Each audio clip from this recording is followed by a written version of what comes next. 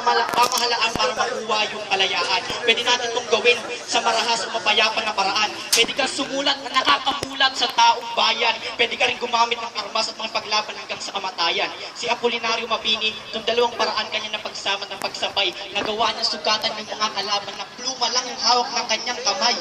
Kahit siya nagkaroon ng kapansanan, nagawa niya pa rin magtagumpay at napatunayan niya yung pagmamahal niya sa Pilipinas hanggang siya'y mamatay. Pero siguro kung nasa ka man siguro napapailing na lang sa atin ngayon kung nasa man si Apolinario Mabini. Ito na ba daw yung bunga ng kanyang pagsasakripisyo at pagpapakabayani? Ito yung tipo ng lalaki na pabebe at mahilig mag-selfie. Yung tipo ng lalaki na hilig magpabebe at magpa-selfie. Hip-hop daw pero lakas magpatugtog ng pang-imo, lakas makasenti. Paano ba tayo magsisimula ng revolusyon yan? Kung ganyan na yung kabataan, imbis na sa paaralan, nasa inuman o kaya bilyaran yung tambayan.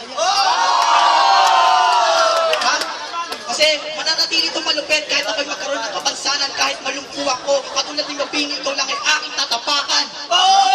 At alam kong ikaw ay tinatamaan. Oo, yung pala ko sa'yo nakasentro. Partida na nga, pinapakita ko sa lakas 5%.